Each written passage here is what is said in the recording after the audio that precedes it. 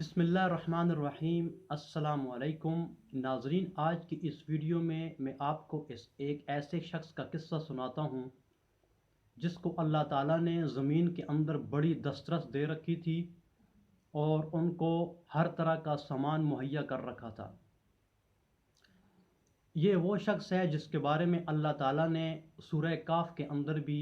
ارشاد فرمایا ہے اس شخص کے بارے میں، اور اسی شخص کے بارے میں نبی کریم صلی اللہ علیہ وسلم سے سوال بھی کیا گیا تھا۔ سورہ کاف کے اندر جو آیات ہمیں ملتی ہے جس کے بارے میں نبی کریم صلی اللہ علیہ وسلم سے سوال کیا گیا تھا، وَيَسْأَلُونَكَ عَنْ ذِي الْقَرْنَيْنِ، اے نبی صلی اللہ علیہ وسلم، یہ لوگ آپ سے ذو القرنین کے بارے میں دریافت کرتے ہیں، تو آپ کہہ دیجئے کہ ذو القرنین کو ہم نے زمین کے اندر بڑی دسترس دے رکھی تھی اور اس کو ہر طرح کا سامان مہیا کر رکھا تھا۔ ناظرین، اس آیات سے ہمیں یہ معلوم ہوتا ہے کہ ذو القرنین ایک ایسا شخص تھا جس کو اللہ تعالیٰ نے زمین کے اندر بڑی دسترس دے رکھی تھی اور اس کو ہر طرح کا سامان مہیا کر رکھا تھا۔ یعنی اس کو اللہ تعالیٰ نے ہو سکتا ہے کہ بادشاہ دے رکھی ہو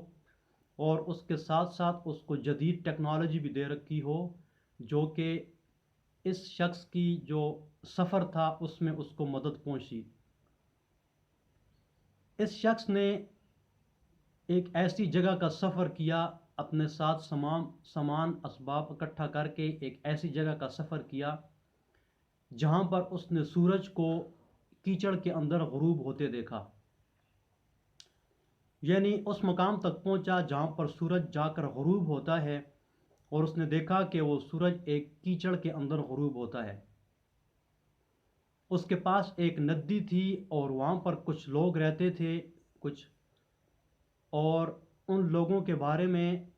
اس قوم کے بارے میں اللہ تعالیٰ نے ذو القرنین کو یہ اختیار دے رکھا تھا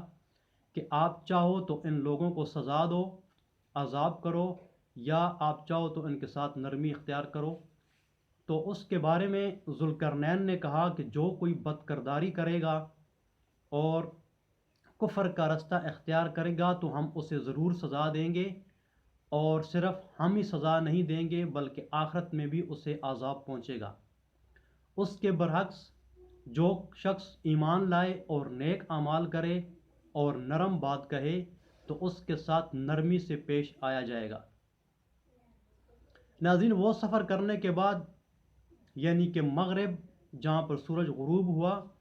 وہاں کا سفر کرنے کے بعد اس نے پھر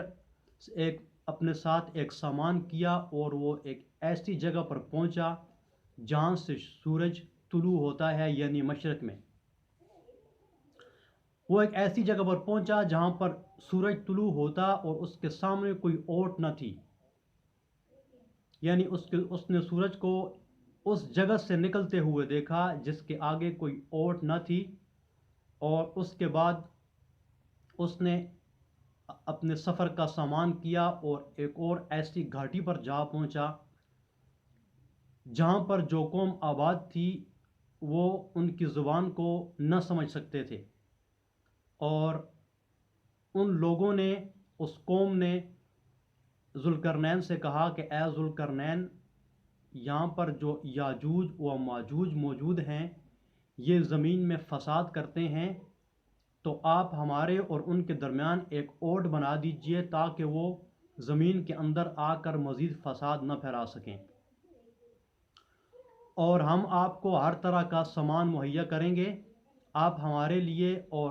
ہمارے اور ان کے درمیان ایک اوٹ بنا دیں۔ ذو القرنین نے ان سے کہا کہ مجھے اللہ تعالیٰ نے بڑی دسترس دے رکھی ہے، مجھے آپ کے سامان کی ضرورت نہیں ہے، بلکہ آپ ہاتھوں سے میری مدد کرو تاکہ میں اس گھاٹی کے درمیان ایک دیوار بنا سکوں اور یہ یاجوج ماجوج اس دیوار کو پھلانگ کر زمین پر فساد نہ پھیلا سکیں۔ اس کے بعد ذو القرنین نے ان سے یہ کہا کہ آپ لوگ لوہے کی پلیٹیں لے کر آؤ، اور جب وہ لوہے کی پلیٹیں لے کر آئے تو ذو القرنین نے دو پہاڑی کے درمیان، یعنی کہ اس گھاٹی میں، ان پلیٹوں کو نصب کیا اور حکم دیا کہ ان کو دھونکنا شروع کرو، यानी इनको इनके नीचे आग जलाओ और इनको इतना गर्म करो कि जैसे आग गर्म होती है और उसका रंग जो है वो जर्द हो जाता है, और इन लोहे को भी इतना गर्म करो कि ये आग की तरह इनका रंग सुर्ख हो जाए। लिहाजा उन लोहे के तख्तों को, उन प्लेटों को धोंका गया। उसके बाद जुल्करनैन ने हुक्म दिया कि अब आप तांबा को पिघलाओ और मेरे पास लेकर आओ। जब उस तांबे को पिघलाया गया तो जुल्करनैन ने वो तांबा उन प्लेटों के ऊपर डाल दिया और वो इतनी मजबूत दीवार बन गई कि उसके बाद उस उन याजूज व माजूज का उस दीवार को फलांकना मुश्किल हो गया था, बल्कि उनको काटना, उनके अंदर सुरंग लगाना भी उनके लिए बहुत ज़्यादा तक मुश्किल हो गया था। उसके बाद जुल्करनैन ने कहा कि मेरा परवरदिगार ही खूब जानता है, और एक वक्त ऐसा आएगा कि जब मेरा परवरदिगार इस दीवार को गिरा देगा और ये याजूज माजूज यहाँ से निकल जाएंगे और ज़मीन के अंदर फसाद करेंगे, जैसा कि हमें अहादीस मुबारका से भी मिलता है। नाज़रीन, ये याजूज माजूज एक ऐसी कौम है जिसको ज़ुल्करनैन ने उस घाटी के दरमियान दीवार लगाने के बाद उनको एक तरफ कर दिया, और अब वो उस दीवार को फलांग कर इस दुनिया के अंदर फसाद मचाने नहीं आ सकते। लेकिन हदीस से हमें मालूम होता है कि क़यामत के नज़दीक इन याजूज माजूज को उस दीवार से यानी कि वो उस दीवार से फलांग लेंगे,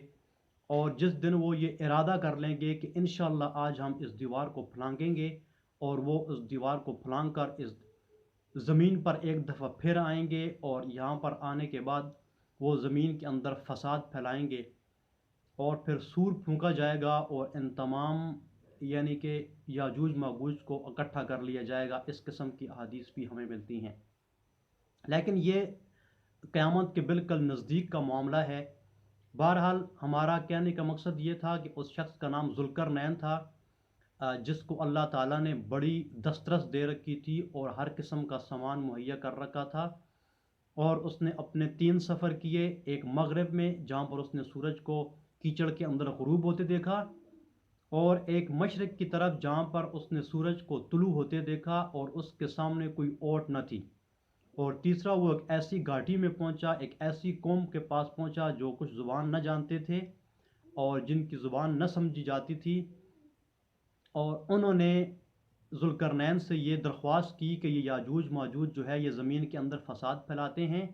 तो आप हमारे और उनके दरमियान एक दीवार बना कर दें ताकि वो हमारे पास इस तरफ आकर ज़मीन के अंदर फसाद ना फैला सकें। तो फिर यानी कि उन्होंने साथ में ये भी कहा कि हम आपको हर किस्म का सामान मुहैया करेंगे। तो ज़ुल्करनैन ने ये जवाब दिया कि मुझे आपके सामान की ज़रूरत नहीं, मुझे अल्लाह ने बड़ी दस्तरस दे रखी है, बड़ा सामान मुहैया कर रखा है। आप हाथों से मेरी इमदाद करो ताकि मैं आप लोगों के दरमियान इस दीवार को तामीर कर सकूं, बना सकूं। लिहाजा उन्होंने लोहे की प्लेटें मंगवाईं और लोहे की प्लेटों से उस दीवार को नस्ब किया गया और उसके ऊपर तांबा पिघला कर डाला गया। फिर वो इतनी मजबूत दीवार बन गई कि याजूज माजूज का उस दीवार को फलांगना या उनकी तरफ जाना मुश्किल हो गया था। और अब वो क़यामत के नज़दीक, जब क़यामत नज़दीक होगी तो वो याजूज माजूज एक दफ़ा फिर निकलेंगे और ज़मीन के अंदर फसाद फैलाएंगे। तो नाज़रीन, उम्मीद करता हूँ आपको इस वीडियो में थोड़ी सी मालूमात आपको ज़रूर पहुँची होगी, और इसका ज़िक्र कुरान मजीद के अंदर भी मौजूद है। आप सूरह काफ को खोलिए, सूरह काफ के अंदर याजूज माजूज के बारे में भी आया है, ज़ुल्करनैन के बारे में भी आया है, और उन्होंने किस 3 जगहों का सफ़र किया था वो भी सूरह काफ के अंदर मौजूद है। और यही सवाल थे जो नबी करीम सल्लल्लाहु अलैहि वसल्लम से किए गए थे, 3 सवाल, और उन 3 सवालों में से एक सवाल ये था कि ज़ुल्करनैन कौन था। तो नबी करीम सल्लल्लाहु अलैहि वसल्लम ने फिर जब उनके ऊपर वही आई तो फिर नबी सल्लल्लाहु अलैहि वसल्लम ने उनको तफसील बताई कि ज़ुल्करनैन ये शख्स था। अल्लाह ताला हमें कुरान पाक पढ़ने, समझने और उस पर अमल करने की तौफीक नसीब अता फ़रमाए। अस्सलामु अलैकुम व रहमतुल्लाहि व बरकातुहू।